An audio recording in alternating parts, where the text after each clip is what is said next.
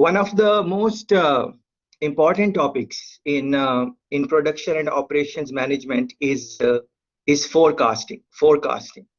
If I ask you what is forecasting, think about it. How would you reply? Like basic reply would be that you want to predict something, what is going to happen in the future. How do you go about predicting? What are some of the tools and techniques you use in your daily routine life, at home, in school, at work, whatever you are doing? We are always making some type of predictions. Simple things like, thinking that it might rain and we might take our umbrella with us. Very simple things, but the idea is, what I would like to reflect, uh, what I would like that you reflect on is that what are what are some of the considerations? How do you go about forecasting? What are some of the tools and techniques you use in your life to predict what would happen in the future? So if you will read in the book, for example, they would say things like looking at past data, what has happened in the past, and from there predicting what would happen in the future. That is one of the common techniques which people would use in predicting, for example, behavior, human behavior, how someone would behave in the future. Simple things like, and that is how we do it. Like a simple thing like, what time this session would start. So official time would be like 2:30, but you have seen that I am starting 10 minutes, 15 minutes, something like that after that. So after 3 4 session, you might you might start thinking that this guy is always going to start around this time. He's not going to start at 2:30. So in the future, maybe you would say, all right, why should I come at 2:30? I should just, because it is not going to start. So how you are making that decision? You are making that decision on the past behavior. What can be some of the drawbacks for that? So one day I might start, 2:30. Yeah. So, but you might not lose much because it is recorded and you can always go back. But what I'm trying for you to reflect on is that how important it is for us as workers, that whatever we do, we we think about this also, that people might use that data to predict our future behavior. So we might do something on and off, just casually, just like I gave you example, like, what what like this session, starting it a little late for whatever reason is in my mind. Yes, but it can now influence you, how you it can influence so many things, how you think about me, for example. This is a small example, like, it doesn't really matter in our scenario. As I said, it is, you can always go back, but think about it in terms of operations management in a plant, where production is going on, where time is everything, very important, as you guys have established even from the first session, how important time is.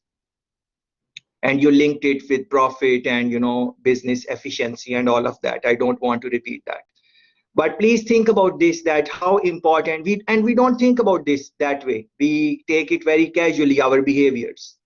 We would do something like, even at home, they say, for example, children, they don't do what you tell them, they see how you behave. So in families where elders are smoking, for example, the children, they say, there is research, you can run a Google search, the children are, no matter how much you tell them, don't smoke, it is not good, whatever, they are not going to pick it up, generally speaking, because they are seeing your behavior. Yeah. So this is now linked with forecasting, is a quite broad topic. You can think on any line you want, but I would, from the perspective of operation manager, and, on a plant, because you are dealing with human behaviors, so you want to think about this thing. So yes, you are going to read the definitions which are there in the book and in the slide, what is forecasting and what not. But think about this scenario which I presented to you, and also think that, in how what like think about some examples. For example, like, something happened in the past where you forecasted something, and you used past data, you used your own knowledge, you looked at, for example, in the chat, Tamara is saying current trends. That is very good point. Like, you forecast based on what are current trends in the market, how consumer is behaving. That is very good point. Uh, uh, Right, sir, or how like consumer connecting is, habits, like sorry? or connecting habits or people's interests. Like in the fashion industry, there's like a rise in athleisure wear or sportswear because people are more interested in comfort and function than just wearing Very things that good, look, very yeah. good, very good, very good, very good. Excellent. So in for example, fashion industry, you can run a search. I read similar type of things when I was looking in the fashion industry, because I was looking how they are doing it in different biker shorts. Yes, those type of things are are people are. So as a operation manager, as a production manager, you would want to look at what is the what is the current things, and not just that. You would want to forecast maybe that how consumer would want to utilize things in the future. um, Current habits, yes, and then current trends, and then some future predictions. And if you are lucky enough, there is no hard and fast rule for that. Sometimes your prediction are correct, sometimes they are not. Even the you can. And why I'm saying that, I'm saying this because look at the most successful people also in for example Jamaica, most successful business. And you would see that when they would want to diversify, it is not always that they would be successful in all the ventures which they started. I would like you to look around and observe this. Like even the very successful people, when they start something new, it is not always that they are as successful as their, the what is this? As successful as their, so let's say someone is in the news industry, they are in newspapers. So if they start something else, or they are in restaurant, they might be very successful running a restaurant, but so they will get money from that profit, so they would want to diversify their business. They would start something else, and not necessary that they will be as successful as their restaurant. Yeah, you can look around in Kingston and see how true this is. Not for everyone, but many times this thing happens. So why do you think that happened? They did forecast, they have experience, they had money, they could get the right talent, but still, it is quite hard to. Otherwise, it would be just, couple of people who become successful. They would be successful in all the things they are starting. But that is not true. I had a chance to, we were working on some book. I was a research assistant for that, and we had a chance to interview quite a few business people in Caribbean. And this was one of the question which we were asking them, like, you start a business, what are the chances? And people were saying that many times 60-70% of the times they fail. And what was interesting is they were saying that it does not really matter, because when they become successful, because of scale of business, they make a lot of money from that. So for ideas, they were saying that it is not important that all of your ideas should work and work out fine, and that does not happen for anyone in the world. uh, like even the most successful people, they also fail, and they also learn from their mistakes. And it's just, the idea is that you continue experimenting, and if couple of ideas work out, then it should be fine. But we are drifting a little bit away from forecasting. This is the question which I want to ask you. um, Please. Events can cause predictions, or yes, events can, different type of events can trigger that. You can link it with other courses where if you did any course in politics, how politics can, impact consumer choice, or economics course. I'm sure you have done that introductory economic situation. Uh, Global events can trigger. Recently, this thing which is going on in United States of America. You can look into that, how, and even before that, Black Lives Matter, how that thing impacted the various business.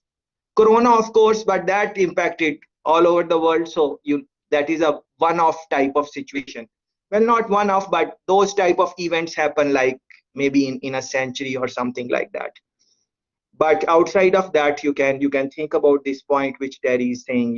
Events can cause prediction. So what the essential point about all of this is that what I'm trying to say is that don't just look at data when you are as an operation manager. Yes, data is important. It is key. It is very important, especially nowadays when you guys emphasized on the use of technology in the first session, in the last session, how that is changing the landscape of operations management.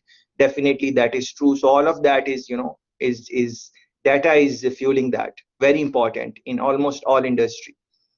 But what I'm trying to say is that don't just look at data. There are other things which you should also look at. So look at data, that helps you, the tables, the charts, where the trend is going, future predictions, yes. But other things like, your the things which come from experience. For example, some operations managers say that their gut feeling is very good. They what they feel, they go with that many times, not just the data. Sometimes they look at that. But then but then uh, but then uh, uh, but then some people are, especially early career operations manager, you would see this, that they are looking more in terms of data and what and they would want to go that. But as you gain more experience, you maybe start seeing that data is not everything. And Terry is very right in saying that be sensitive and aware of your environment, of your, customer demand, consumer demand, not just that, your employee workers requirement, all of that. And keep those in mind when you are forecasting. Here is a question for you guys. Not necessarily a question. We are just exchanging ideas and trying to understand what it is about. Please tell us, what are some of the blunders? What are some of the mistakes you might have made in making any type of forecast, any type of prediction? You are making any type of prediction, and in that, where did you go wrong? What do you think? What happened? It can be your private personal life, making some decision in your private life, making some decision in your school, even forming a group. You formed group with people who are not really, yeah. So, and that is why maybe sometimes people want to work in their group, which they are more people, they are more comfortable. I think I got an email earlier that some friends wanted to work in with specific people, and they said, can we form a group with this and whatever. But we don't have any group work anyways. But this is what maybe they learned from their past mistake, or at work. So what I'm asking, please help with this, that in your forecasting, what type of mistakes, blunders you have made? What are the mistakes you have seen other people making when they are predicting any type of, future? Generally, we want to, maybe highlight couple of mistakes, and then that would help us, because you would see that again and again these are similar type of mistakes. If you write it down in a group discussion, it is 10, 12, 15. Those are the mistakes, and you would see that even in the business leaders are making similar type of mistakes, in operations, production, similar type of mistakes. So I think if you would participate in this discussion, it would help us. So again, please highlight what are the mistakes, obstacles you think people make in forecasting. You can share your personal experience or something like that. Anything on those lines, please go ahead.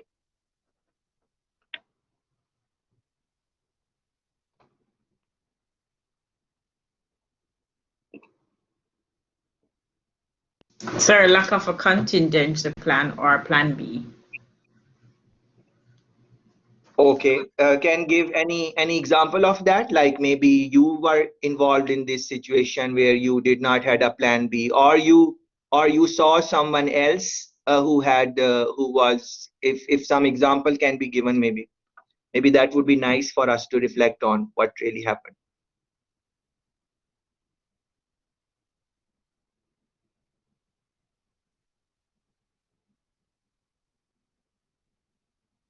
And think about this. This is quite a common thing. Like people would say that you guys mentioned it in the last session also for the topic we were discussing. Like not having a plan B. But think there is a other side also. Some business leaders, and business leaders are operation managers. They are managing their operation, so I might use different terms for what we are discussing, but essentially it is operations production course, so please link it with that. So sometimes they would say that don't make a plan. There should be no plan B. Because when you have plan B, you can think that you know you have something to fall on, and then you are not focused, or you are not working as hard, or you are not putting your 100%.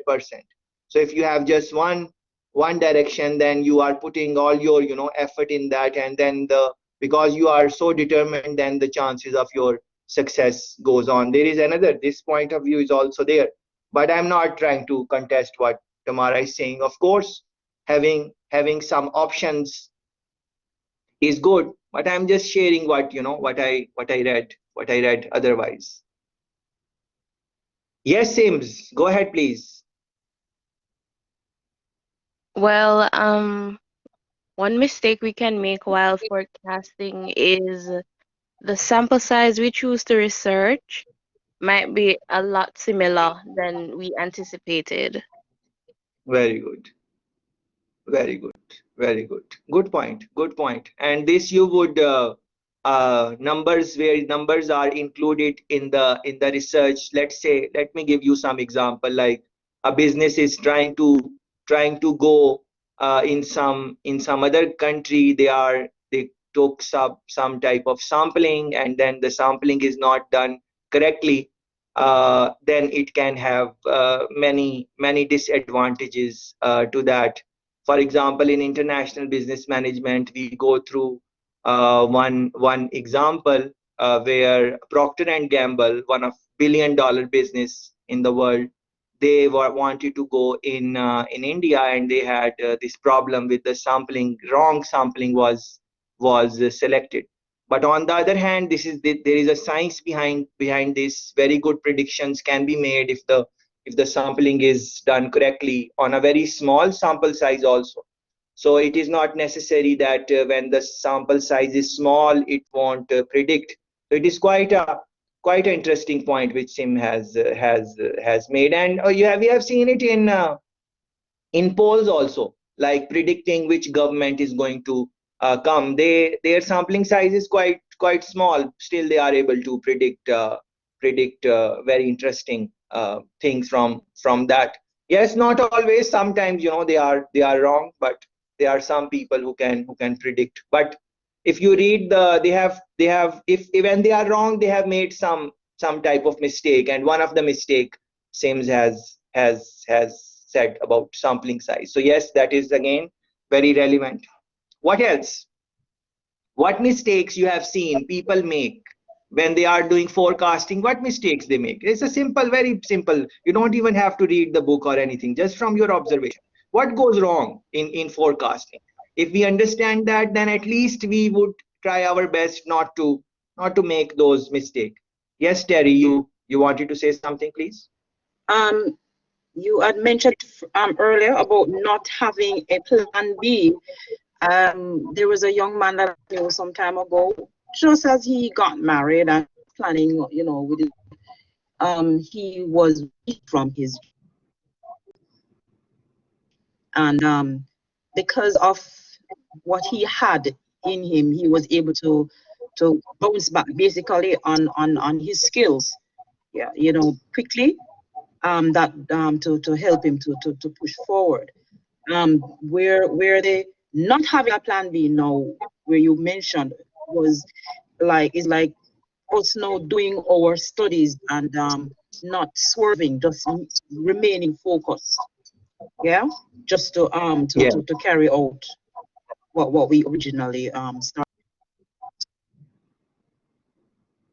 Yeah, very interesting. This is another mistake which people make, and I'm also seeing in the chat, forming an opinion or judgment of another person was wrong as well. Yes, this is very interesting how we make opinion and judgments about other people, and how they can go wrong. And please, share examples from what you have observed, because all of us going to read the book chapter and the slides and those things are there. But if we are meeting together, if we can share our stories and stuff like that, that would be nice, I think. Something is coming in my mind for this point. I will share it shortly. Yes, Justine, please go ahead. So I don't know if it's forecasting or if they forecasted, but an example that I thought of is like BlackBerry and how they were like so stuck in, their own way of doing things or their own kind of like set design that they've done. And so like Apple and Right. Samsung have surpassed them, and BlackBerry isn't even up in that in that category Very, anymore. very good. You don't even think Very good. about or consider BlackBerry at all. And then another one would Very be like how Google kind of transformed the way people interact with email and saving in the cloud and Google Drive, and everything is like cloud based. very good. So they Excellent. saw how Excellent. people would need to like engage in that way in the future, and like Excellent. Yahoo or Hotmail haven't even like caught up. Excellent, excellent, excellent. Well done. Very proud of you. Excellent examples. Thank I you. did not think about.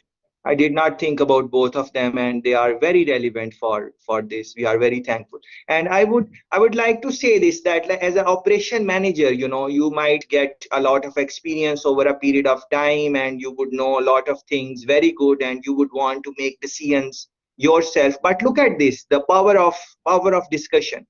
When other people, whoever are the cohort, the people involved, you ask them, what do you think?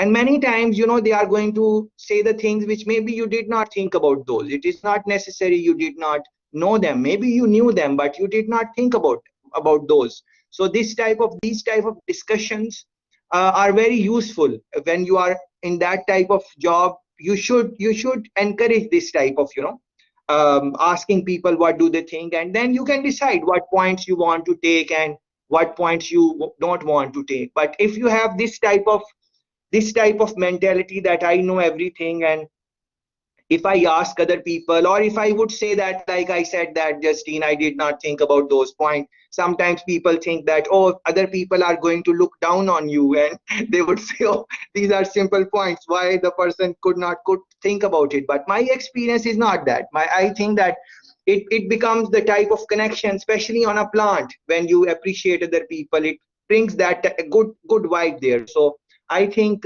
you would learn a lot in operation manager on the plant, when you are asking your workers there on the, because they are directly involved with the machines and everything.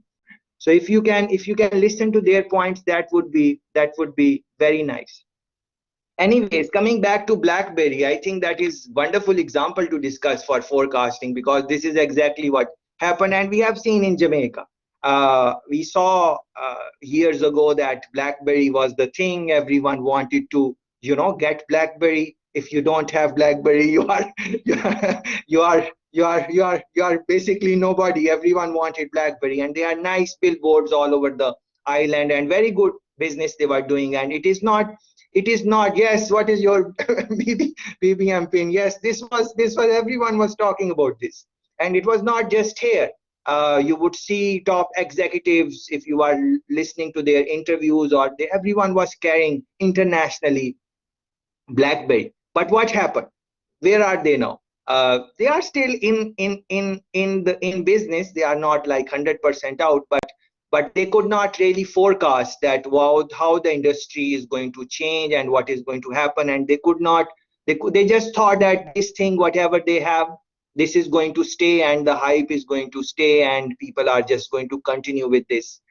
Even when they were not changing, you would see that still people were in love with BlackBerry, and they tried to hold on BlackBerry even when in the early years new products were introduced, for example by Apple and so on. But then eventually, people had to say goodbye to that love affair with BlackBerry, and now you won't see people with that type of phone. So here definitely some type of mistake, and this is forecasting mistake. They could not forecast what the current trend is, what the future trend would be. As you guys mentioned, all of those things you can link with that and see what happened. And other examples now from that BlackBerry, other things are coming in my mind. I'm sure things are coming in your mind also from what you have read. For example, Kodak, for they were very big in picture industry. Snaps, it was Kodak all over, and it is all over the world, not just Caribbean or Jamaica, all over the world. This was the thing. And if you will read, you will read this, that their managers who are making presentations to the top managers, executives, and all of those, they were telling that the market trend is changing. We need to make these type of adjustments, and we should do this and that. But they were listening to those, but they just laugh it out. They said we are very big to go down. Kodak is everywhere. You might be right, but people are going to stick with how we are doing the thing. And now that industry, picture taking industry, has totally changed, and you can think about other things also. Yes, Sims, please go ahead. You have your hand. Just to add to the BlackBerry and Kodak examples, PlayStation with Sony and Yeah, Nintendo, they also Nintendo. diversified the market by forecasting to where the gaming consoles will lead from. Very true. Nintendo is a great example. Exactly similar type of things happened with them. And please think about other thing. And essentially, you want to think that why this is happening. These are very top companies. In their time, they were very big. They have all the resources. Top brains are working for them. Graduates from top universities. They get experienced people, diversified type of group from different backgrounds, and then they discuss, just like we are trying to discuss in our cohort here. They discuss, they do those type of things, they do presentations, uh, all of those things. Then what happens? Where do these companies go wrong? Please think about that. It is very important, so at least we don't make mistake. Based on the little I have read, I am thinking on the lines that one mistake maybe, and you can help us understand this topic more. One mistake which they are making is like, as people are getting more and more experience and they get success, from most times they are successful, it becomes very hard for them to go with something which other person is saying. So for example, this is my field. I do the way I want to do. Over a period of time, I will gain experience, uh, and my thing is working out for most of the people.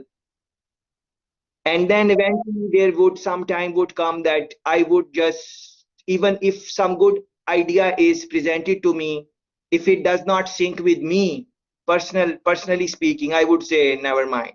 And I would say that because of the experience I have.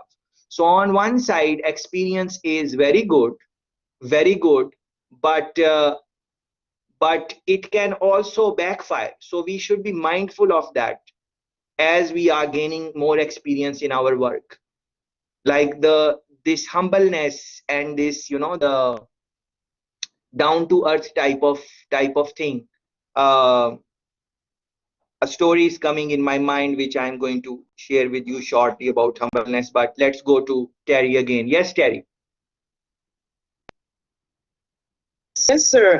As it relates to the forecasting that we were discussing, timing also plays an integral role. Because, I was listening to a particular person who spoke about this. I don't know what it is called, the stick that they use to hold the selfie camera to take Oh the yes, camera that's to the phone. excellent. Yeah, I Excellent. was told that in the 80s somebody created that, and it did not take the market.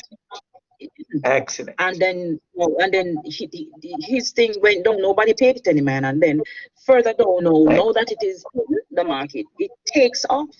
Timing is also of Excellent example. Thanks for reminding us.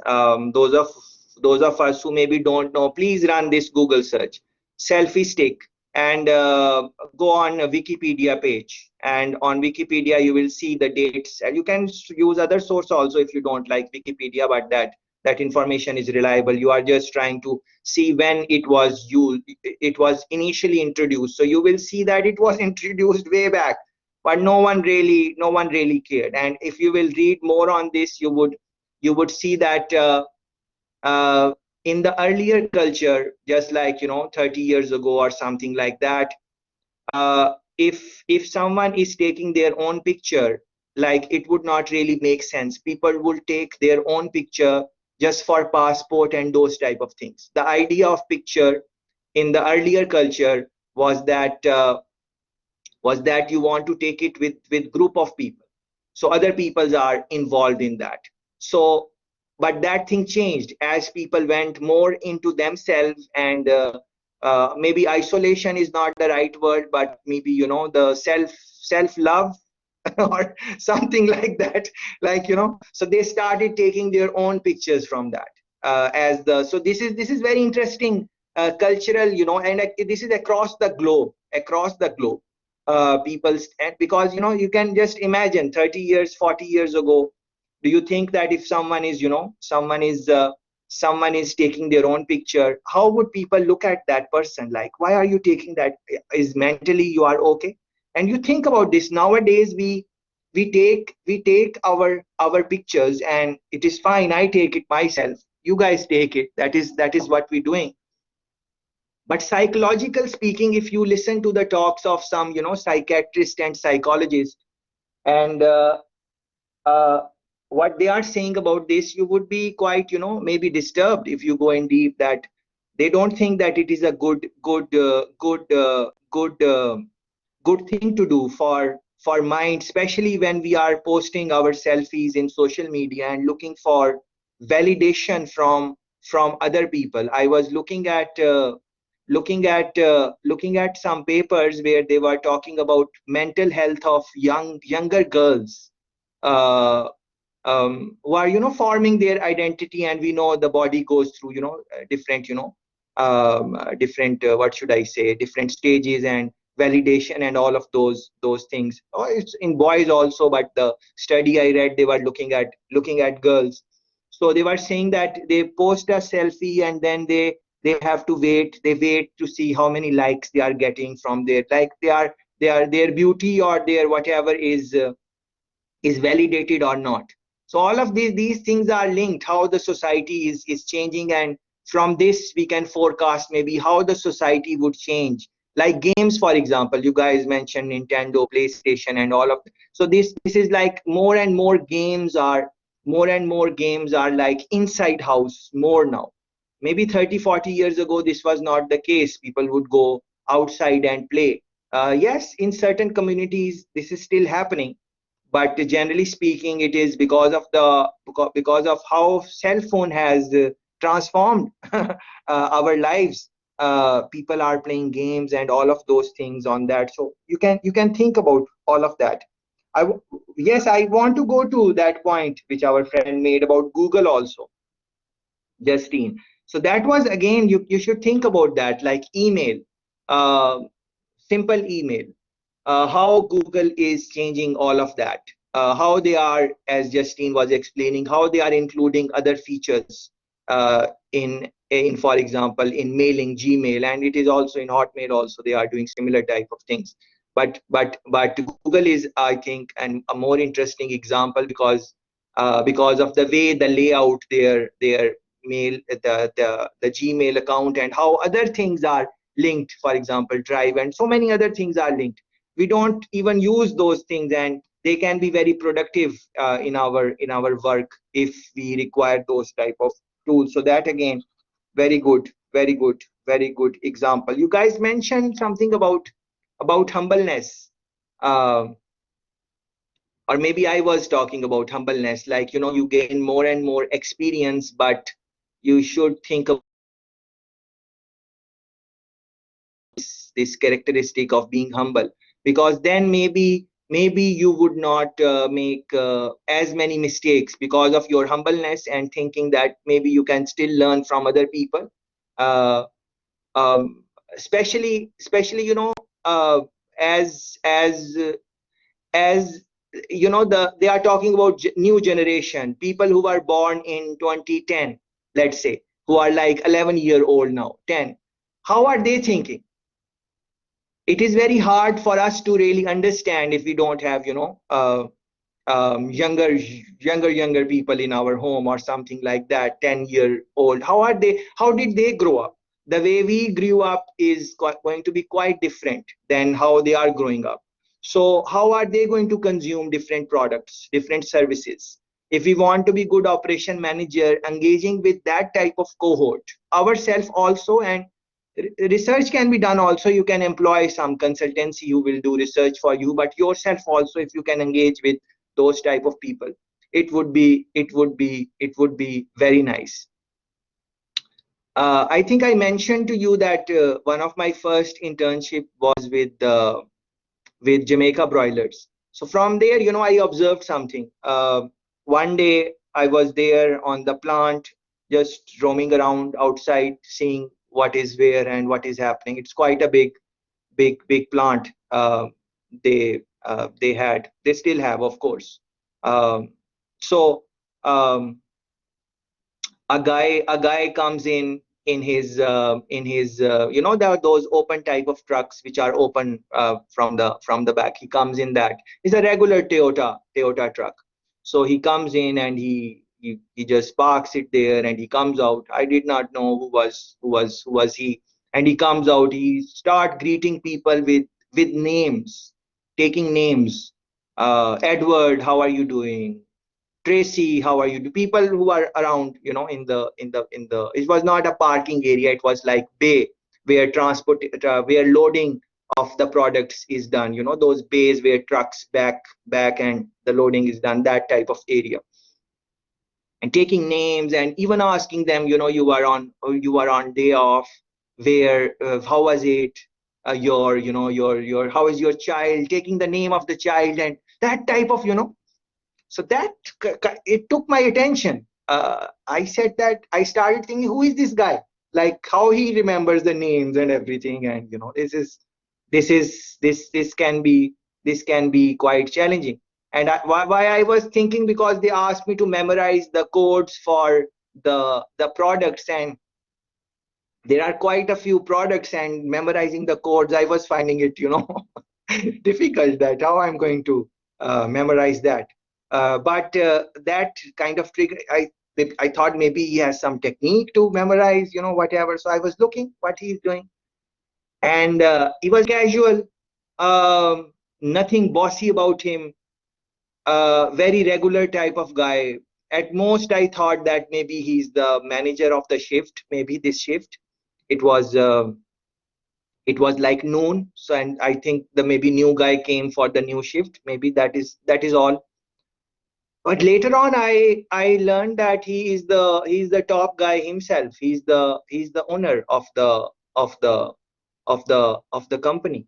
So I was pleasantly. What is the name of the owner? It's skipping my head. I read the other day the guy got the PhD. Um, you know, just to appreciate his uh, honorable Levy. Yes, Levy.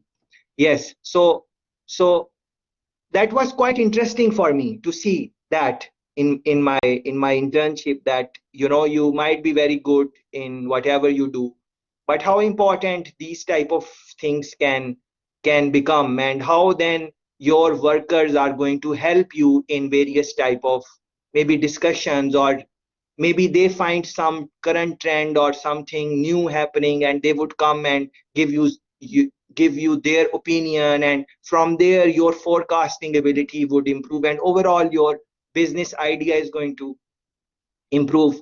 So that was very interesting. So I think that is very important. If you have that, then if you have that, then you won't think that you know everything, and you would be more open to new ideas, and see how various things are connected. If you are open to new ideas, yes, it is going to help you in better forecasting, but it helps you in other things in the business as an operation manager. For example, innovation, we talk about that all the time, like innovation, new ideas, new product, how that is going to happen from these type of things. uh, the more people who take ownership in the business, the better these processes and procedures get, including forecast. But please include couple of more, maybe one or two more. What have you seen? What mistakes people make, companies make, you made, you saw other people making in forecasting? What are some of the mistakes, if something else is coming? uh, Justin is saying younger generation are growing up too fast, exposed to a lot because of the fast-paced, accessible world of social media and browsing online. Very good. This is very interesting, and I like the way Justin has, worded the thing. Yes, it is the early development of guys and girls that is happening, and that is also not good in many ways. If you look at it.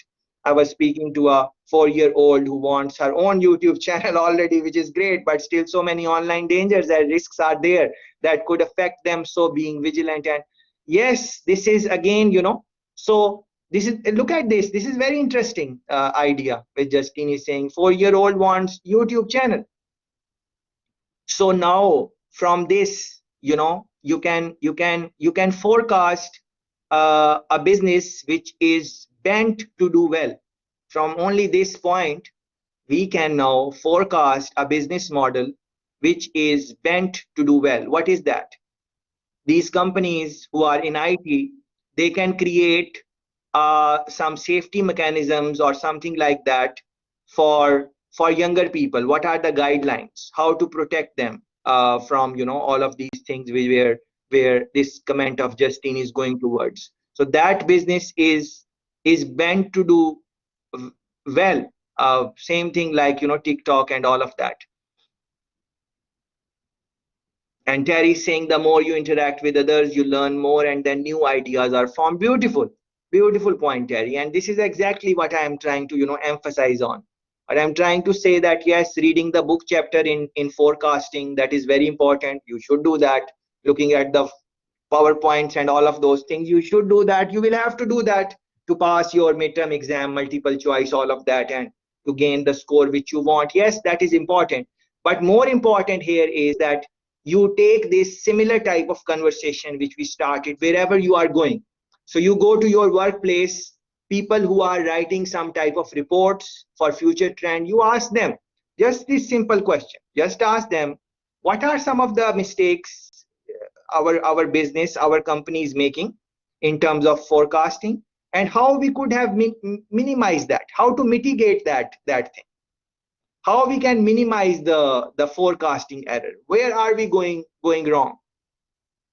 Because with data nowadays, there are tools, you just have to input the data and it is going to generate the report for you. Report generation is no big deal. Once you learn even the basics of Excel, you can generate some type of reports, x-axis, y-axis, this is the trend, this is the projection, this is where it will go. But you should ask this type of question. Even your personal life, you should sit down and reflect on this. All of us have made some type of mistakes in our life, whether it be predicting some type of human behavior, or making some buying choice or selling choice or something like that. If it has gone wrong, ask yourself why it went wrong. what you did not think about.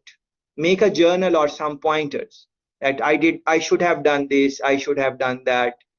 Maybe, you know, I was very emotional. Sometimes people make bad forecasting when they are very emotional, when they don't take second opinion, when they think they are right, they know everything, when they don't consult, maybe when they don't have experience in the field, then they make forecasting error.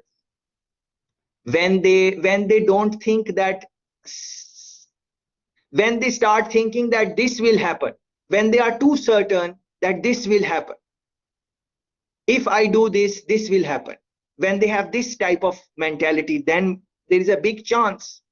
And I will talk about this because I have a paper on the website. When I'm looking at that briefly, I want to scan it through, and then I would want to ask you to read it. In that, this type of conversation is there. So you need to think about that. What else? What mistakes people experience? You guys spoke about sampling. That is very good. Uh, very good point. I like that. Timing, you guys spoke of that. Timing is not right, then forecasting can go wrong. Data, you spoke about that. Uh, not being open to other people, what they are saying, you guys spoke about that.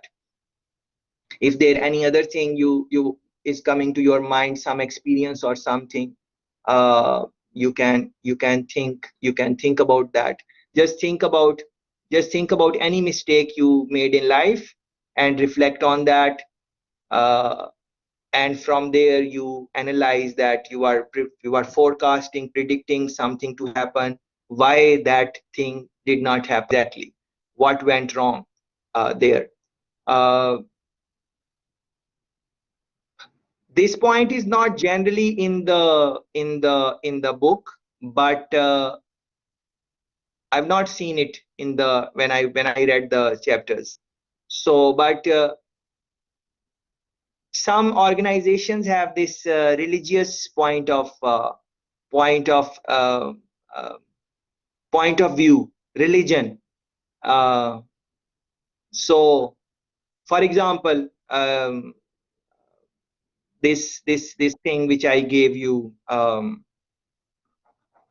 Jamaica broilers. If you look at the way they operate, they say that we are very, Christian oriented company and putting Christ on the top and being religious oriented. Yes, that type of thing.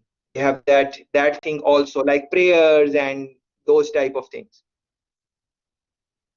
So sometimes, this is also this, you can think about this also, like this is linked with the psychology, like the thing some people think, some managers think that they are in charge, they are in charge of their destiny. Some, it's just like human beings, some people think that we are in charge of our destiny, and whatever we will do, we will get the reward based on how we are acting. But there are other set of people who say that yes, we do what we want, but at the end of the day, everything is not in our control.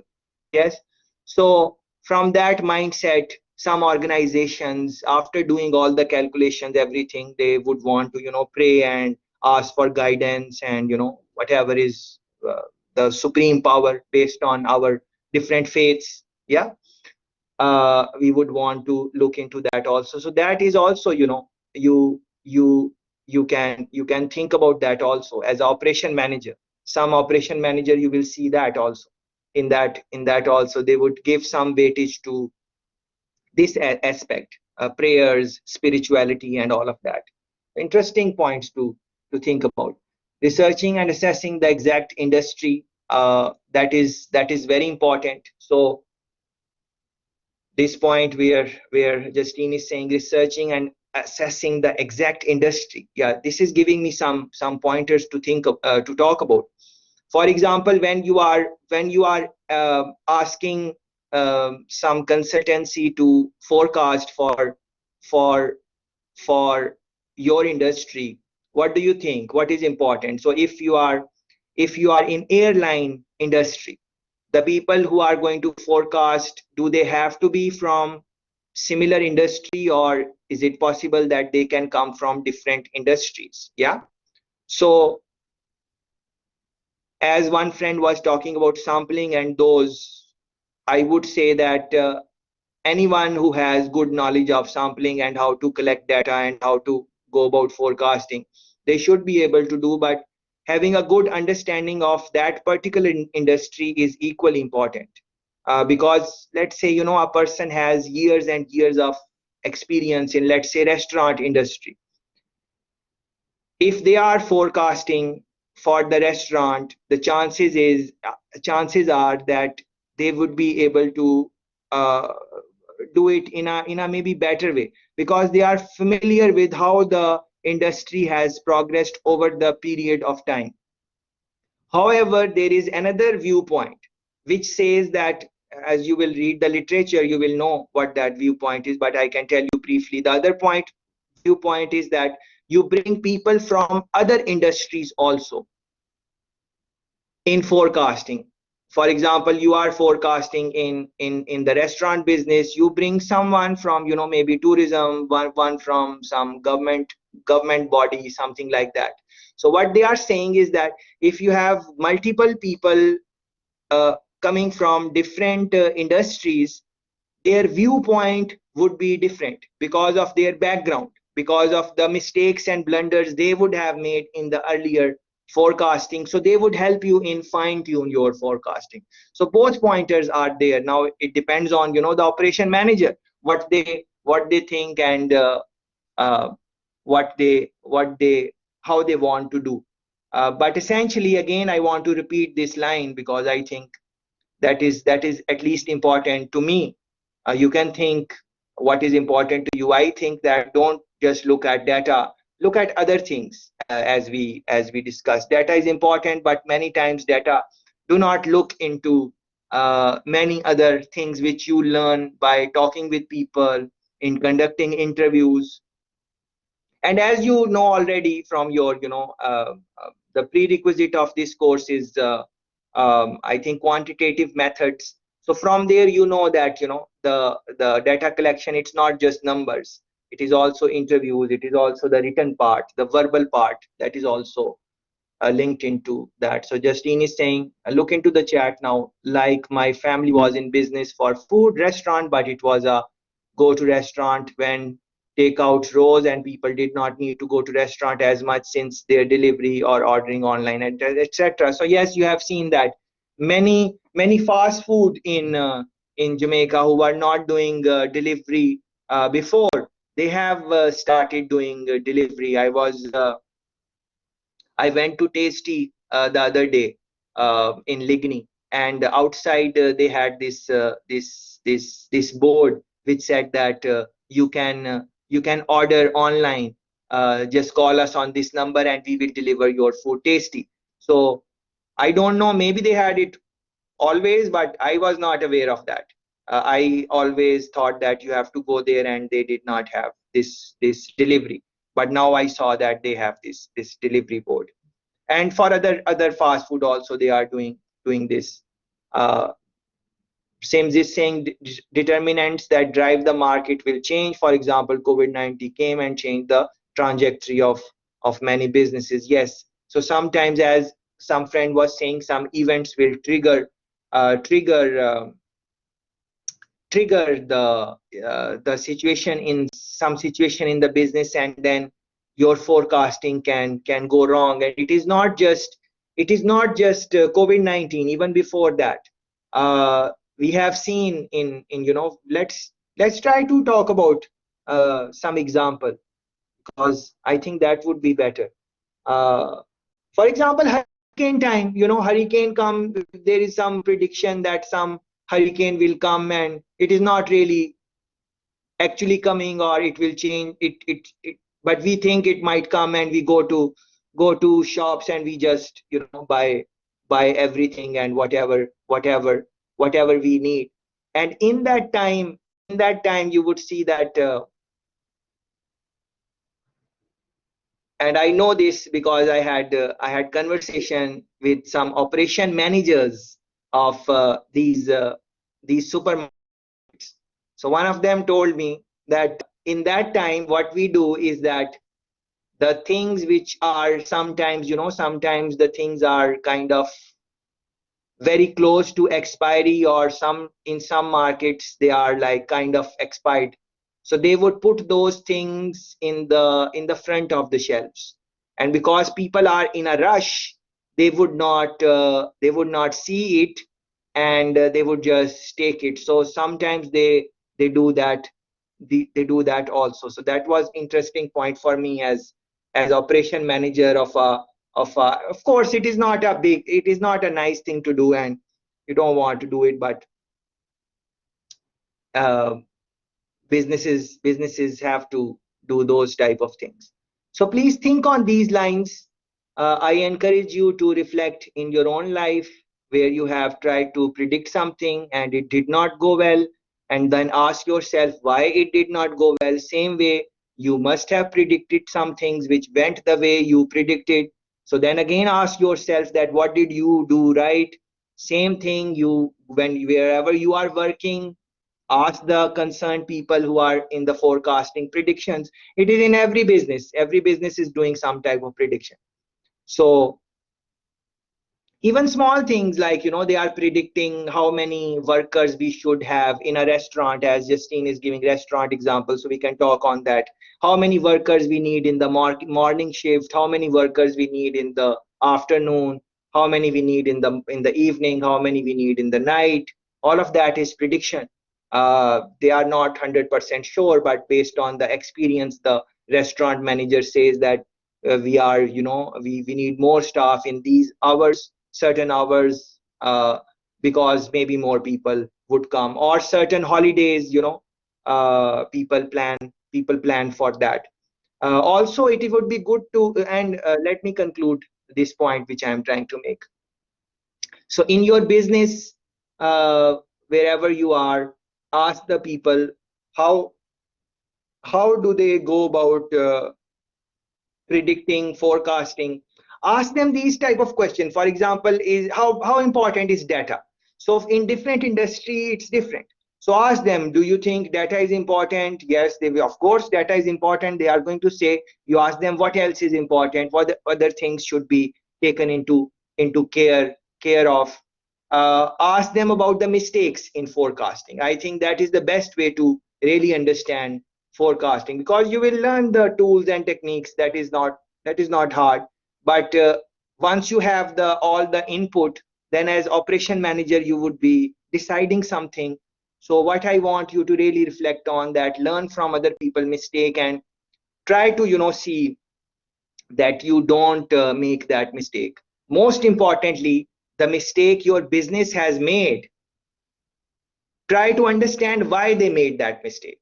Just like we spoke about BlackBerry mistake and other companies, Kodak mistake, and all of that.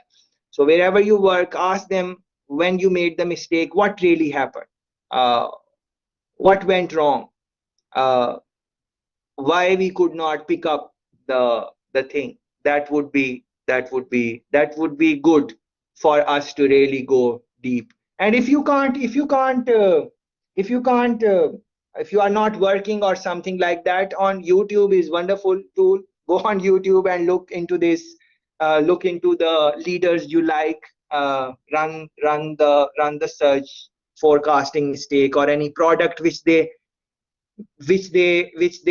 wanted to initiate in a market, and that product did not work. That means that their prediction went wrong. That means their forecasting, whatever they were forecasting, did not happen. So try to understand that. Forecasting topic is quite linked with so many other things. You would want to link it with economics, marketing, understanding product. In next session we would want to talk about maybe product design and that type of thing. So it is linked with that also. We might come back to this thing. Trends in fashion or new brands may arise for the clothing industry, as one friend has made this point earlier also. Sir, So please think on. Yes, please. I made a mistake some time ago, which I'd love to share. Yes, please. Thank you, Ted.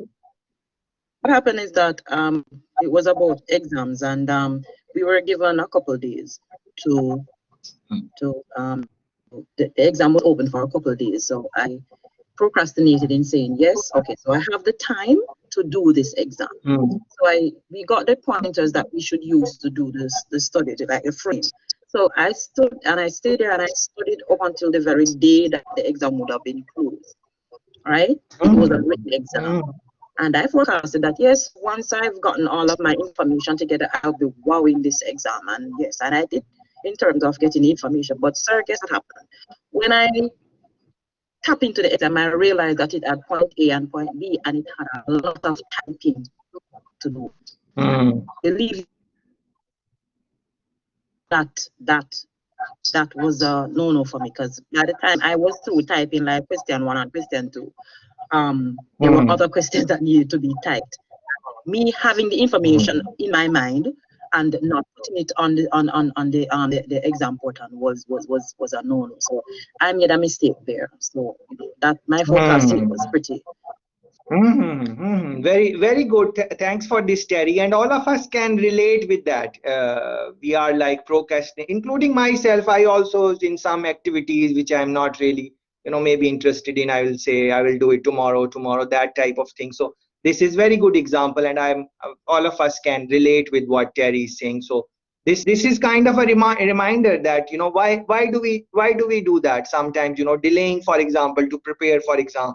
Like you all of us might think that oh, final exam is very far and midterm exam is very far, and we are not really preparing for that from now, and we will say, all right, we will prepare. Yes, all of us will prepare for that, but before we know, the midterm is there, and before we know, the final exam is there, and then we say where the semester is gone. So this type of procrastination is, again, it's an interesting point which we did not think about earlier in our conversation, that in forecasting you want to go as early as possible to collect the data, to really understand. And this is a good point, because I'm thinking of more things which I should have spoken about. For example, capacity, capability. What is the capacity of the organization? What is the capability? What are the skills which are there, which my workers, my operation on my plant, as I am managing operations, the workers I have, what skills they have? Do they have this? So there might be some very interesting trend coming in. And in the forecasting, the reports, they say, okay, start doing this and start doing that and whatever. But is my company ready to take care of that business? Whatever is suggested, whatever new product or new way of doing thing is asked, have I built that capacity in my operations? Are my people ready to take on new challenges? All of that, because this point which Terry is made, is very thankful for that, because I should have spoken about it earlier. Like, for example, this COVID-19 came, and it just asked everyone to change their way of doing operations. Yeah. Now, some people were able to do it earlier or more quickly than the others, and then most of the people were trying to fight it, trying to whatever, but some companies were very quick on this. Some people, some individuals you would have seen in your organization also, some people were very quickly, they transformed to the new thing. Like, they said, okay, we were doing it like this, but because of this pandemic we have to work online or whatever. They just learned what needs to be learned, and they quickly transformed themselves. You must have seen, you can look into yourself also, how quickly did you, because this is something which no one forecasted. So your work, no one forecasted that COVID is going to come like this, on this scale, and it's almost a year and we are in online and all of this. So no one really predicted. But how did your switch happen, personally speaking? Were you open to switch? Were you able to switch very quickly to new processes, new way of doing things? And your business, now you can evaluate. Your business was able to switch very quick, very fast, or not? You can think about a University of the West Indies, your school. Do you think that when this thing came, you guys would remember that when this thing came, then everything was shut off for like, I think, 1 month. There was no school, and after that 1 month, when you came, what do you think? The people who were conducting the sessions, were they ready? Were they able to conduct as well? It can't be as effectively maybe, but whatever is possible online, were they able to do that or not, or they needed more time? Were you able to switch to online learning or not? And same for your work. Why this is important to reflect on? It is important to reflect on because many times in forecasting, you would not be really able to forecast what is going to happen in the future. You can have some ideas that A can happen, B can happen, C can happen. And I would talk a little bit more on this when I open that page which I referred to, that paper which I referred to a while ago to you guys. Because it's very difficult to say, okay, this will happen, this is exactly going to happen. Sometimes you can say that, but many times you can't really predict what exactly is going to happen. So in that instance, sometimes things would happen which you have not predicted in operations, and you are not ready for that. In that time, you need a workforce which has the capacity to switch on the go. So it is not predicted, but they see the situation and they do what is required to do. So they just say, all right, in this moment, in this time, I'm required to do this on the plant. I'm not going to think about the past. This moment requires me to do this. I will just do that. And then later on in my break, I will reflect how to improve it. Yeah. So very few organizations, very few companies have developed that type of human resource, which something happens and they are just ready with that and they just go with the flow. Are they really ready? No, but they are open to that type of change, which you, as some of you are looking at change management also. So you can link this with that course also. So what I'm trying to say essentially is that many times when we will forecast, our forecasting can go wrong. When our forecasting go wrong and we have not predicted what is going to happen in the future, I personally feel, you can think the way you want, I feel that it is very important to have that type of personality yourself as an operation manager, which is open to something which you did not really predict. Yeah, because generally what happens? Generally, human beings, we need some type of predictability. We want to know what is going to happen, and this is going to happen, and then this will happen, and because we want to plan, our day, we want to plan our work.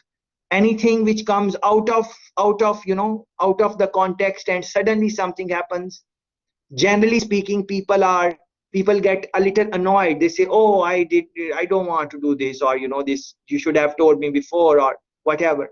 But in operation manager, this is very important, this personality characteristic, that yes, we want predictability, we want our forecast to work, but many times what we will forecast is not going to happen.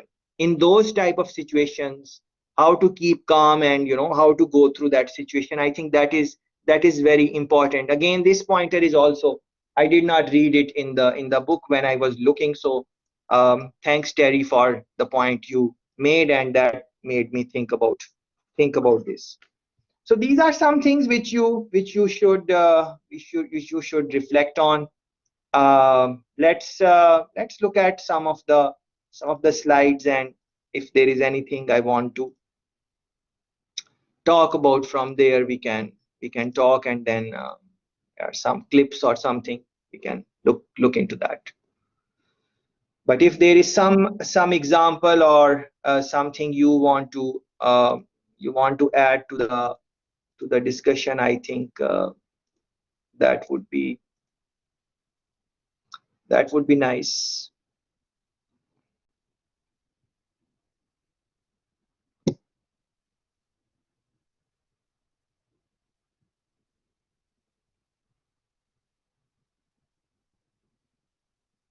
Okay, this is interesting. Terry is saying if you don't have that personality that can adapt and adopt to failing, then what? This is very interesting. Yeah, very interesting. Yeah, anyone would want to attempt this? Sir? Yes, please. All right. So with what Terry just typed, right? Using Trump, using President Trump as an example, who, Yeah, basically he lost the election and it's like everything is just, his world is literally ending, so to speak. yeah, So if you have that yes. personality, what would you do when that happens? What do you do? Very good. Very good. Beautiful, Because beautiful, beautiful. Very good. he did not forecast for him to lose the election. Oh, He yes, yes, forecasted that he would win and become the yes, president yes. again. And Very so, good. what do Very you good. do? Very good. What do you do? This is, I think this is the best. This is the, I think this is, if we can answer this, that is going to be exceptional. Yes. So this is, although this is on a lighter note, but Sir, he didn't have a plan it is B. He didn't have a backup plan. plan B. So and this is, I think this is a good response to that. But although this question is on a lighter mode, our friend is asking this, but as an operation manager, I think this is very important because even for an operation manager, as the company goes, you would have different people managing in different departments. So it would be very important for you to reflect on this. So one friend, let's discuss this. Very good. So one friend is saying have a plan B. So yes, that is good point because they kind of have a plan B. They have their what do they call it, deputy prime minister or junior president or the second in lead, the guy who went into welcoming the new president. What do they call that? I think it is Mr. Pence, something like that. So they had that backup plan, maybe that vice president. Yes, thanks for that. The vice president, they had that. So that is maybe the backup plan. But yes, what else? What else can be done when your operation manager is behaving like that? And this like it's United States of America. The stake is very big. What can be done? What do you guys think? What can be done? So one thing, very good, you guys are mentioning plan B, which they had kind of vice president there. What else? What was the solution of this? What is the solution? Please pay attention to this because I would like to discuss it in a little senior in a little serious manner. What is the solution of trying to resolve these type of problems? What do you think? I'm also thinking. I'm going to share my idea with you, and you okay, humble yourself, take consultation. Very good. And we spoke about humbleness, we spoke about taking consultation. That is very good. Very good, very good, very good. What else? What else? How this problem could be minimized? Because look at this, the stake is very high. It is United States of America. It is not some ordinary country. They are kind of superpowers. uh, they have the best people in terms of experience and all of that. And uh, uh, maybe not best people. Every country has their set of best people, uh, but they are financially, they have the strength. Military wise, they have the strength. All of that, we know all of that. But what could have been done to minimize this problem? This is the question our friend asked. I think Melissa is the one. Who is the one who was talking? I did not see. It's Melissa Brown or someone else? Yeah. No, it's me, Okay, sir. all right. Okay, yes, Melissa. hmm So Melissa is saying, how could we minimize this type of operational problem? What do you guys think? Please think on this and try to look into that. Okay, so as you guys are thinking, and I would like you to, give your opinion on this also. I think that one way to minimize this problem is in terms of production and operation management, of course, is because we are not discussing politics and America, we want to see what we can learn in production and operation management. And thanks, Melissa, for this, because I did not think about this before. You are making me think, and I like that. So I think that the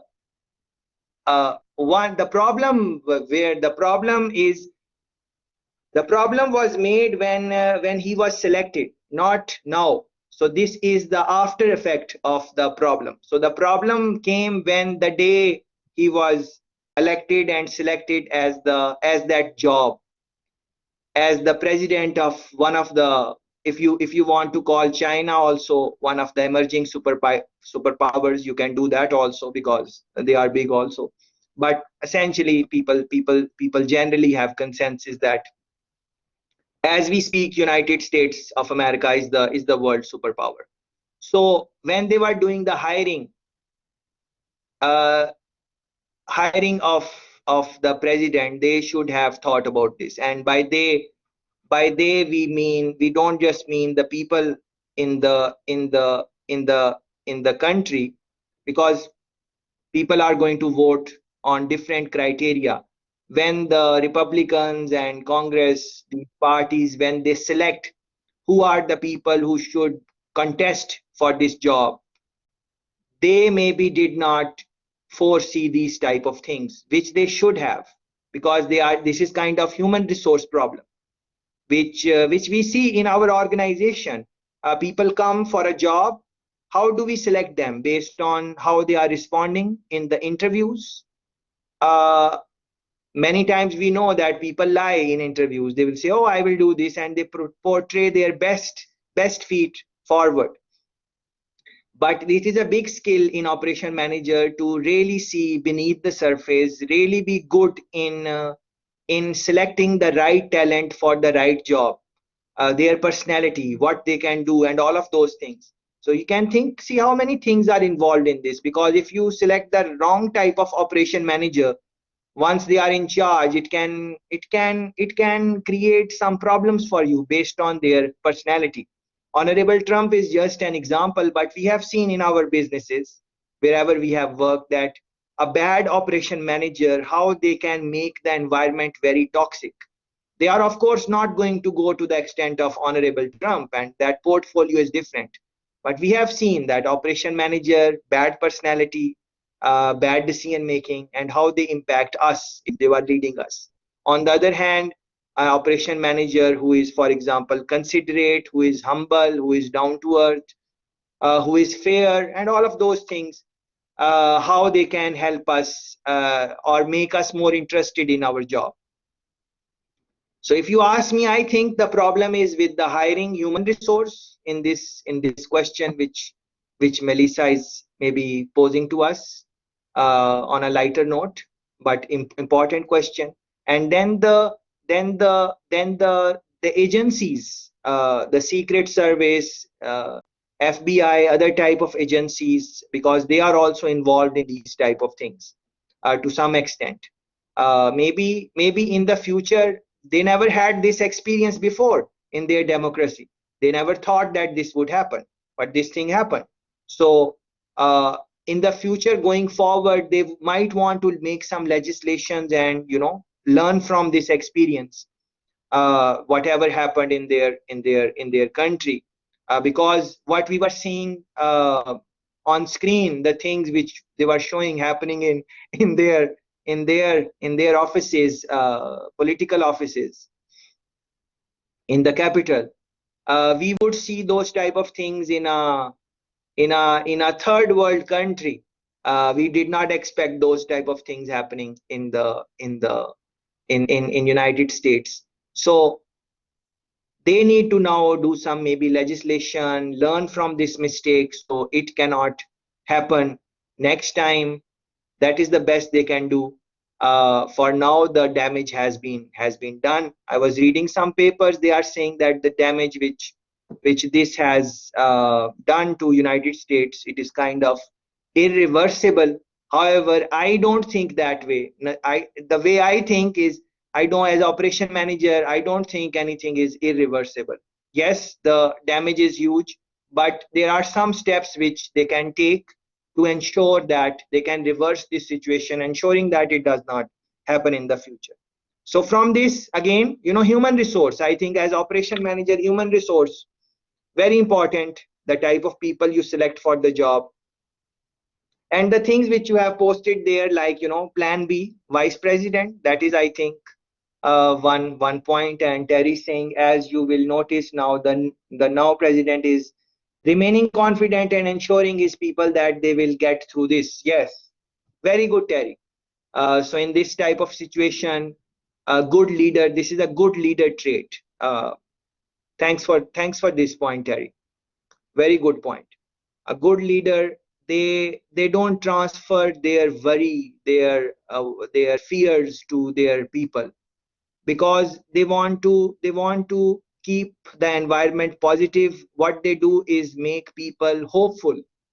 They don't talk about, oh, we won't be able to do this, oh, we are in bad shape, oh, this. Yes, they would say that also, but not more than a line. Most of their conversation, their talk would be about hope. They would tell the people, oh, we will get through this. As Terry is saying, remaining confident, encouraging people, we will get through this, everything will be fine, don't worry, I am here. That type of, all the good leaders, they are going to go towards that. You can link it with our own prime minister also. You can see, the when the COVID was starting, what type of words he was using in his live speeches. I think they were very interesting, and very nicely he ensured us that everything will be fine. And then thank God also that Jamaica was not so much infected by COVID as other countries have. So these are some things which maybe one can do if one is operation manager and this type of situation comes. One should look into human resource, that why this person came to this job, where the mistake was made, who are the people who interviewed this person, why they made this mistake. Maybe they are not fit for interviewing. What are the techniques we use? Do we need to do some lie detecting test in our interviews? How do we find this person is not going to sabotage our operations and whatever in the future? Yes, all of this is forecasting, but one should one should try at least to learn from the mistakes. So this can be done. And then whatever is the situation, take into confidence your customer, your consumer. Tell them, everything will be fine, and so on. And now you can link it with business, because we want to discuss more the business aspect of this blunder. So think about this: when something happens, some bad thing happen from some company, what do they do? For example, car industry, you will see, breakdown of the brakes are not working and we are reeling the cars, something like that. You would see when there is shortage of some product. For example, chicken always get short in certain times of the year. Like almost every year, chicken is short. Some other things are short in, like, for example, Christmas time. Although they know that there is more demand, still this thing happens. So how do they do that? What are the words they use in those terms, in those instances? You can look into international businesses. For example, Nestle. Please run a Google search. Nestle product, I think noodles, Maggi noodles. Some problem came in Maggi noodles, but this is one of the famous products which Nestle makes. It is again a very big company. So when that problem came, how did they try to resolve it? Some people were involved in that. How did they try to resolve that? Similar type of like corruption scandals. Like, please run a Google search, Nissan corruption scandal. What was the name of that guy?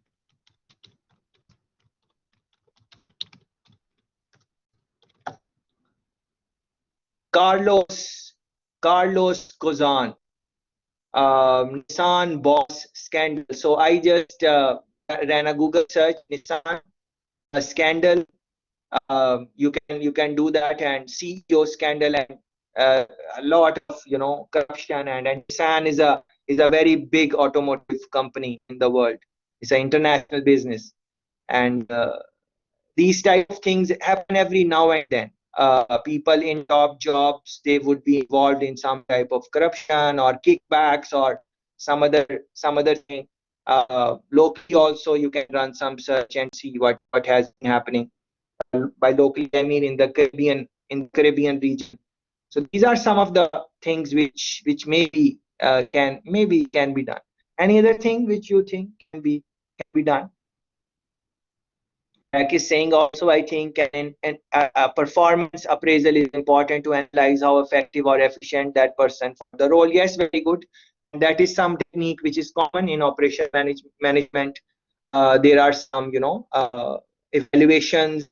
There are some key performance indicators. We are assessed, analyzed on those, and so on. So that type of check is maybe can be done.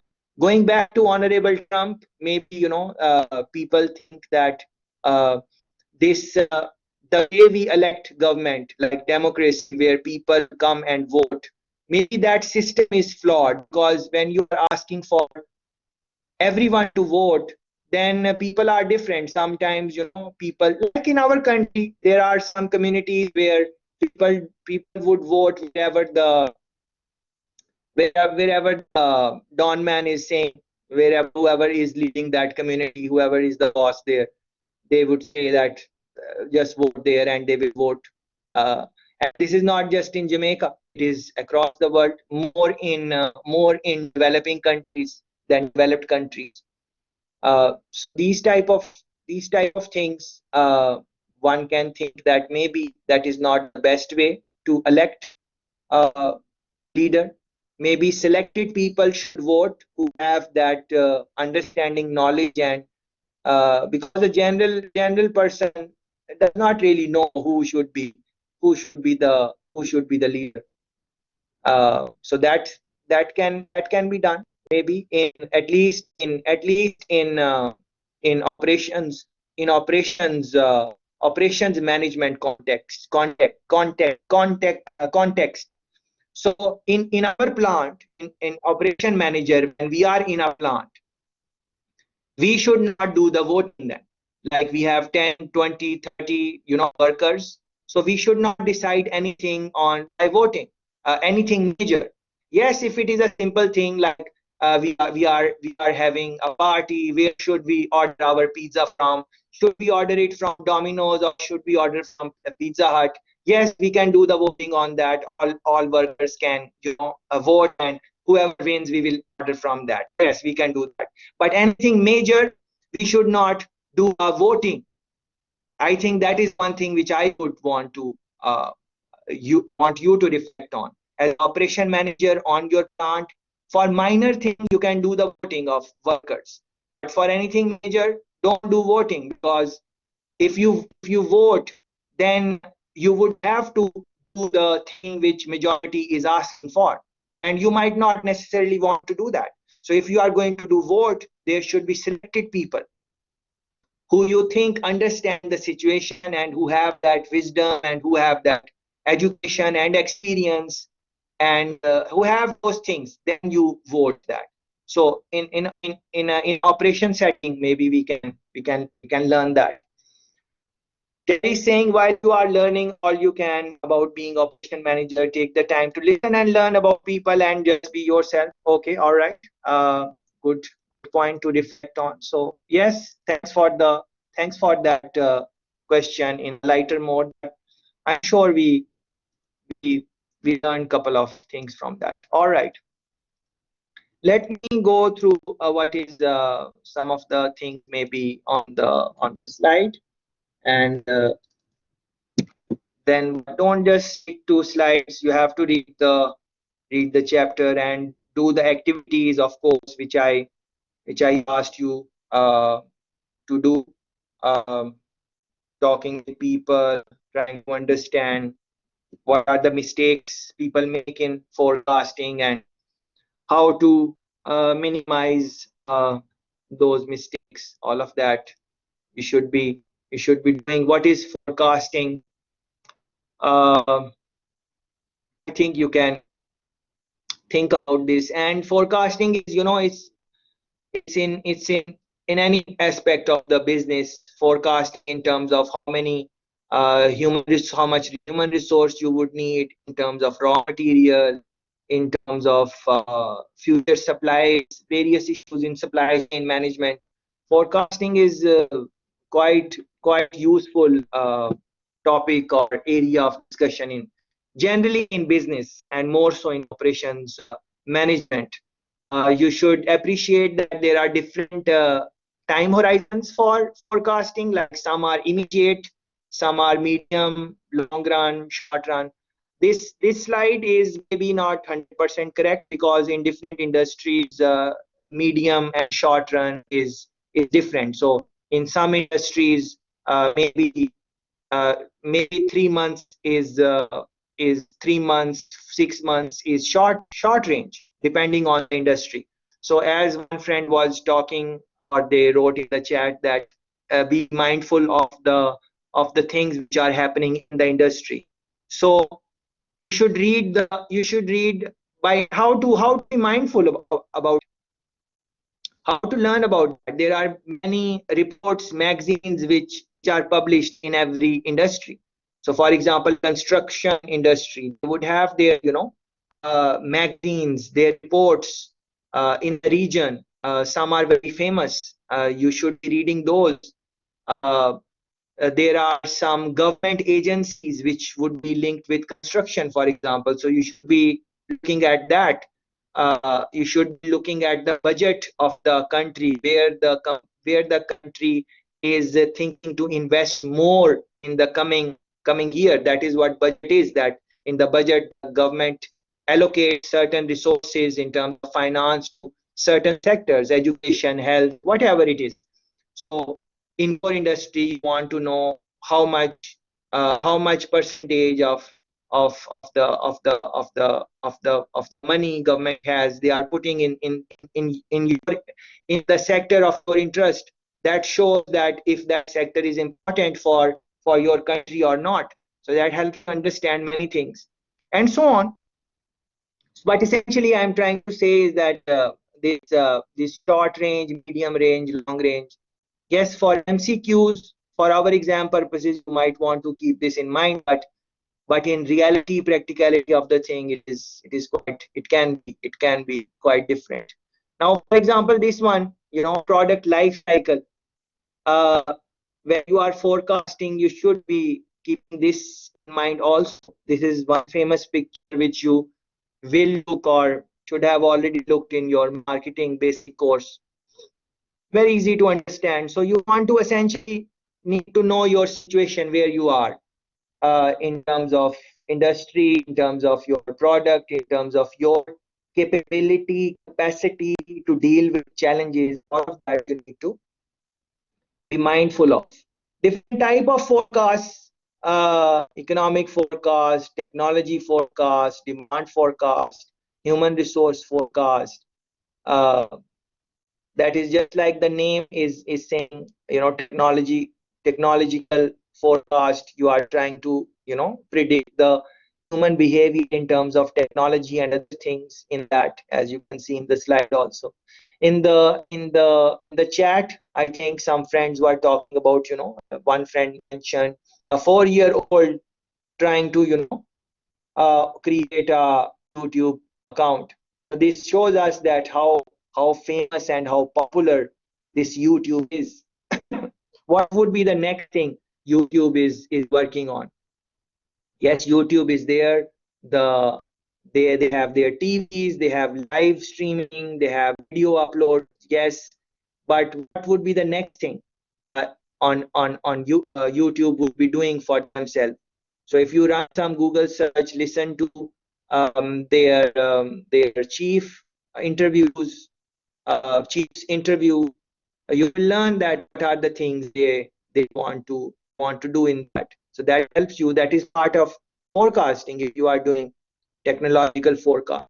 So in this sense, every any business, you all of us are linked with some type of business, or maybe working for someone, or we will work. Look at do they have their YouTube channel? Wherever you are working, that business has YouTube channel or not? If they do not have, maybe after looking at other indicators and factors, maybe you want to recommend to your company that they should have an active YouTube channel, because people are going more and more on YouTube. Um, so these type of things are part of technological forecast. Capacity, supply chain, I spoke about that. Uh, the in the book they will talk about 7 steps in forecasting. Uh, we did not speak about that. I think you should do that in your own time. But as I'm looking at this, I think it is maybe I should maybe talk about this. For example, this one, determine the use of the forecast. I did not speak about that. But that is given in anything which we discuss throughout our engagement. The first thing which you should do for all topics is thinking about the objective. What are we trying to achieve from that objective? That is the key. In other words, they are saying it determine the use of the forecast, but I would reword it and say what is the objective of the forecast? Why are you forecasting?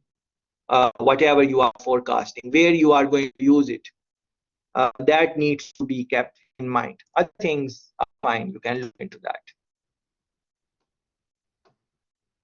Forecasting are seldom perfect. I'm happy that your book will talk about this. Please make a note of this. Forecasting are seldom perfect. Seldom. Very rarely they are perfect. We did not say that in our discussion. We were saying that sometimes they are right, sometimes they are wrong, but maybe your book is going to maybe more strict on this. So then, because forecasting is seldom perfect, then you should not be aiming or looking for perfect solution from forecasting. This is essentially what they're trying to say. That you forecast something, then please understand, or you predict something, please understand that it is just a prediction. It is just your opinion. Same thing for human behavior. I think someone made a very nice point in the chat also about human behavior, or something like that. I think that section is gone. Anyways, we try to predict, human behavior, and then we say, oh, that person is going to do like this, but after that we start thinking that this is how that person is going to do. That is wrong. We should be mindful that we made a prediction. It is our prediction. It is our forecast. It is our opinion. It can be right and it can be wrong also. We should give that type of flexibility. Generally speaking, we don't do that. We make an opinion about some person, some human behavior, something, and then we start thinking that this is how it is going to happen. Maybe in our general regular life, it is okay, we can do whatever we want, but specifically in operation management context, we need to be mindful about that. That unless the thing has happened, we cannot really know for sure what is going to happen. So things are forecast, things are prediction, these are our opinion. We can be right, and maybe we can be wrong also. When you have that little opening that you can be wrong also in your prediction, when you have that, what happens is that automatically, unconsciously, you are a little bit more you know, you are on your feet, you are looking, monitoring in a different way, you are on a guard. It is just like, you know, it's late in the night, and you are to come to your home, and to open your house gate, you come out of your car, and because you are not looking here and there is a gunman. He comes with his gun and he says, all right, give me whatever he wants. Yeah, of course, not wishing that for anyone to happen. It is just an example which came to my mind for this. Because we were just certain that no one will be there, and we were not thinking on those lines, and we predicted that we will just come out and we will just open the gate and we will go in. But on the other hand, if some person is, you know, thinking on this, like, okay, he looks in his mirrors, he's observant. Some people are like that, just from their personality, they are like that. So then maybe they will be a little bit more prepared if that thing happens. And all of this forecasting, prediction, opinion, in essentially they are there for to prepare us. Why do we forecast? We forecast so we can say, all right, uh, this can happen, this can happen, this can happen. So let's prepare for that. If we don't forecast, then we will just think that X will happen, and we are only, you know, thinking on those lines. Again, that paper is coming in my mind again and again. So let me stop here, and we'll come back to this. But let open this paper, because some of you might be thinking what I'm talking about. Yeah, this paper at the bottom of this page, this one, 6 rules effective forecasting. Please pay uh, big attention to this paper, and I've opened it here. It is written by Paul Saffo in Harvard Business Review. 6 rules of effective forecasting. I think all of us should spend some time reading this paper, and I know all of us are very smart and bright, and but what I'm trying to say is that this paper is a little bit complex, so we might not understand it fully in one reading. So we might want to come back to it again. So this is not like in your exam or anything. This is something extra. If you are interested, this helped me understand forecasting in, not for exams, in the real world. It helped me a lot. So that's why I I have included it. Just couple of things I will mention. For example, they were saying there are 6 rules, and one of the rule is this. Rule 1: define a cone of uncertainty. Define a cone of uncertainty. So what is the shape of a cone? It is narrow from one side, like very tight, and from the other side it is quite open. So what it means in simple words is that whenever you are forecasting, don't just say X will happen. You should have a cone.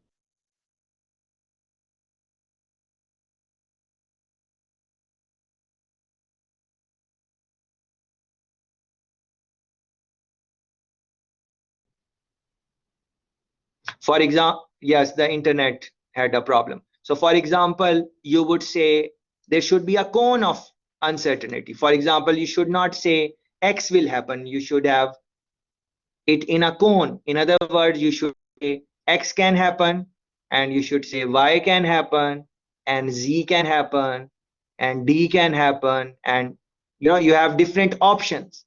So that is the proper way of forecasting. This is one of the rules they are saying, that define a cone of uncertainty.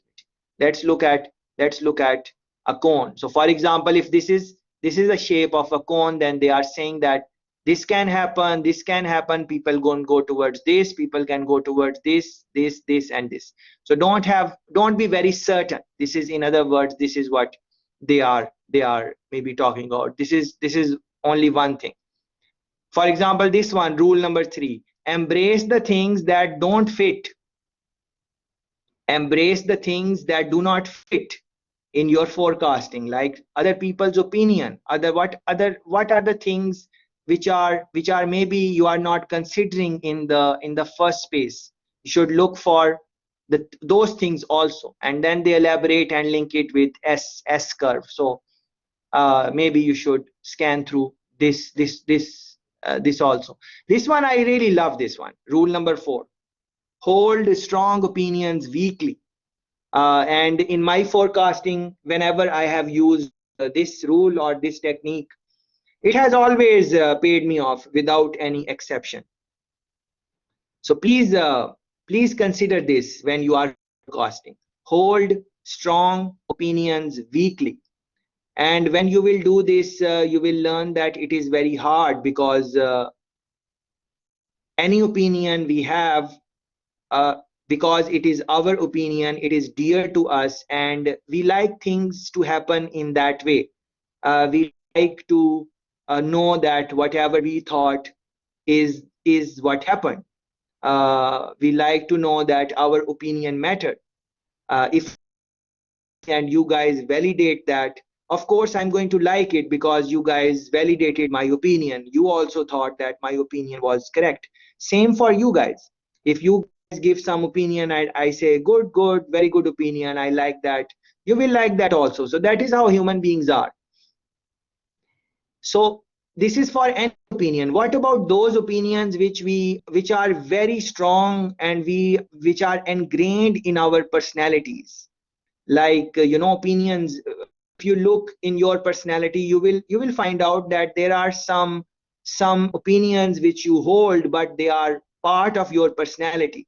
You don't like to discuss on that. Like, even if you will discuss, you are not going to change your mind on that. They are strongly ingrained in your personality. Same way as we get more experience and we get successful in our operations and business, we gain the confidence, and as we are gaining our confidence for certain things, we are making our opinions and we start keeping them strongly, because we have been successful. I mentioned this earlier also, so this is what I was referring to. So it is very important, especially when you are forecasting, that hold your strong opinions weakly. If you will do that, then you will have that tendency to listen to other people and all that. You should be able to link the earlier part of our discussion. So you should think about this. This one, rule 5: look back twice as far as you look forward. Yeah. So this, they are paying attention to this, but I would add that look forward twice also. But then you can read it, and then based on your, we don't learn what other people say. If I say anything, it is not necessary that you will say, okay, that is true, and you will learn that. I don't think that is how it happens. We can have a discussion which we had. Now you can read this, and then you can reflect based on your own experiences in life, at work, personal experience, and then see what works for you. And then based on that, you can decide which point is important for you. For me, I can tell you this is very important. I had a lot of benefit from this. I had a lot of benefit from rule 3 in my forecasting, personal or at work, any type of forecasting. I had a lot of benefit from this one. Define a cone of uncertainty. I do this all the time, and it keeps one humble also, and so on. So, and let's see. Yeah, rule number 6 now. So rule number 5 was this: look back twice, and the last rule here is rule 6: know when not to make a forecast. This is beautiful point. So all the situations don't require forecasting. There are other things which you should be looking at. For example, reading, what other people are saying, and what the reports are saying. That is one thing, but there are other things. I don't want to go in detail, because this paper requires some in-depth reading when your mind is fresh and so on. So again, it is not part of your thing. If you want to read it, you read it. But like, I won't evaluate you or anything. Like, there are no MCQs or anything in the midterm or final on this. Anyways, let's come back to the slides. So forecasts are seldom perfect. You can think about that. Different methods. Yes, qualitative, quantitative. You guys mentioned, for example, one friend mentioned sampling. You can think about that. Different methods are there. For example, jury of executive opinion. This is what I meant when I said that in your plant, you have different workers there. If it is a small thing, you can take opinion of all of those. Like, for example, where should we order our pizza for our party? But if there is anything more technical, then you should not have everyone involved in the poop in the poll. In the opinion, you should have a jury of executive. What is that? You can read the detail. For example, people who are you select, you make a jury, and those people are maybe coming from diverse background, different experiences, knowledge of industry, uh, diversify also in terms of sex, males, females, diversify also in terms of age group. Some people are in their 20s, some are in their 30s, some in 40s, and so on. So you should look into all of these methods. uh, Salesforce, consumer market surveys, simple to understand. Nothing really is there which is maybe you won't understand or anything. If you don't understand, run a Google search and try to understand what it is. Trend, for example, you guys mentioned that in the chat. Some friend mentioned look into the trend. Cycles, sometimes human behavior are in cycles, sometimes they are random. This seasonal is good. One friend was talking about, for example, restaurant. I gave example of how many people you would want, how many workers you would want to have in the morning, in the lunchtime, as workers, in the night, in the evening. So what you can call that season also. So season, so morning season, lunch season, night season. Or you can call it other season also, like a cold season, warm season. You should know which season you are predicting for, in other words, because many consumptions, many products are dependent on seasons. Yeah, but in Jamaica we have like pretty moderate climate throughout the year. But in some other countries, seasonal forecasting is in some products. They can look into this.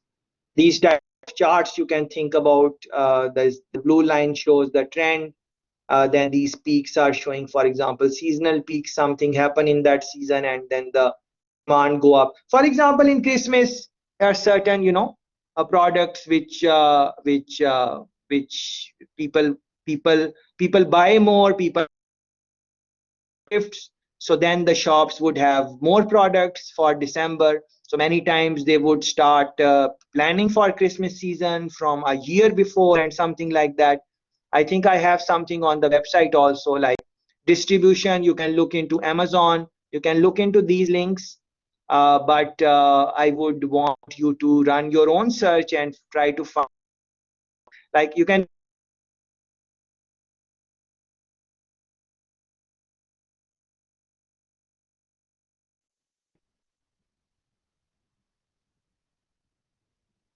Yeah, sorry, I stopped because internet, I think something. But anyways, so look, you can look into this. Large supermarket chains spend almost a year planning for the busy Christmas period. Almost a year planning for the busy Christmas period, deciding what kind of food they, let me make it bigger, what kind of food they think customers will want to buy Following is an example linked with forecasting where ASDA estimates it will distribute around 9.5 million turkeys in December.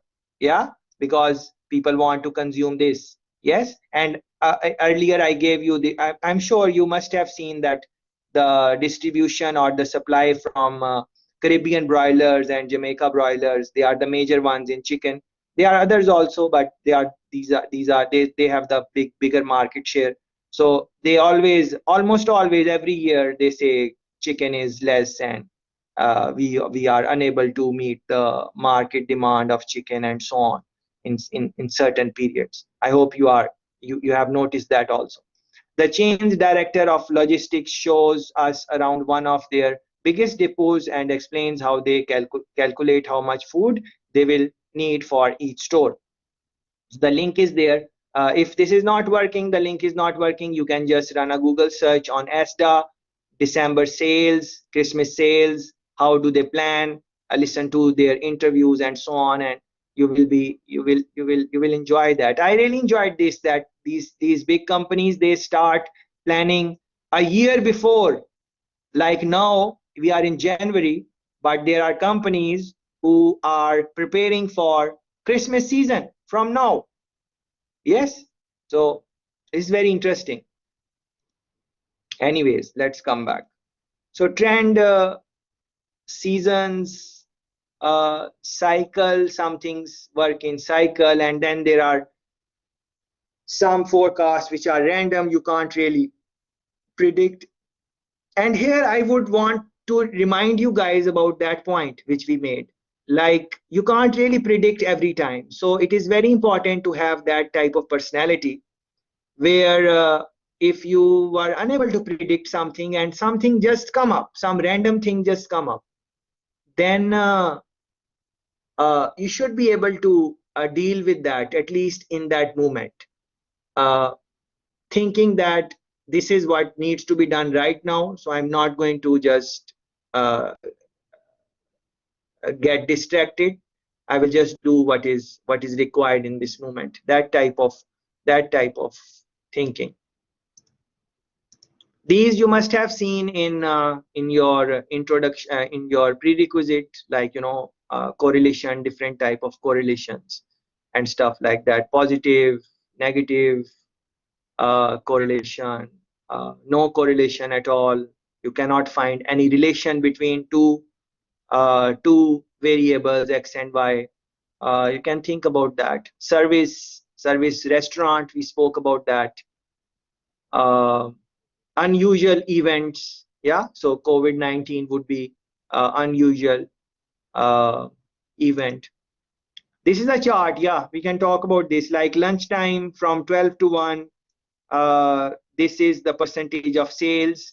So here you have a very high percentage, like around 18%. So you might want to have a reasonable amount of staff who can cater with these deals. And then the time is a little, you know, is not much, you know, not much people are coming in, and then there is a little rise here and then goes down, something like that. So it helps. I think I saw similar type of thing in on Google also.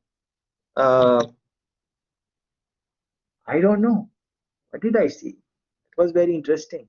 It just some chart came which showed me that what are the times when there are more people in that shop, something like that. Yeah, this one. Yeah, look at this. It's very interesting. It's the simple. So I was just ordering pizza the other day, and I saw this, and I had seen this before also, but this thing which you see live, I did not see. So this is very interesting for me, how they are collecting this data. Are you aware how they are collecting this data to give Google? And our friend gave example of Google, Gmail. If you guys remember, when she spoke about BlackBerry, she gave Google example also. But look at this. They are collecting live data. How are they collecting live data? From their phone. So in the phone, because you remember you accept cookies and everything. So that data is going in Google once you accept cookies. And many people are not aware of that. So your phone, if you will go there to Pizza Hut, let's say, and you can run it for any other. I just, because I saw it here, so. But I'm sure if you will run any other search, you are going to see similar type of thing. So what happens is that because your phone goes there, as you go there, you take your phone, and that phone automatically gives that data to Google. This is happening. And because we accept cookies and all of that, so that data goes there. As a matter of fact, Google, are you aware that Google knows all of our activity unless we have enabled accepting cookies?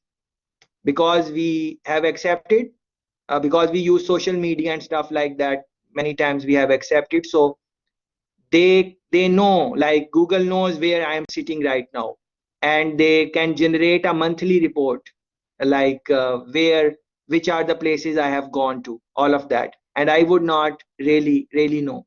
And if I enable this in my Gmail, then after every month, I think they send me a report telling me which are the places I went to.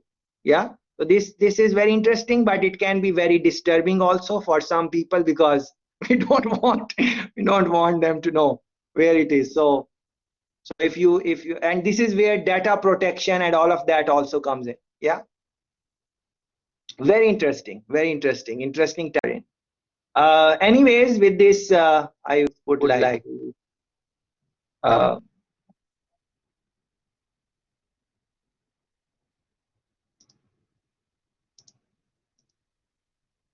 I would like to end this with this example which you see. So please spend some time on this and see what is happening, and check your phone also if you want to discontinue. If you don't want them to have your information. Yeah.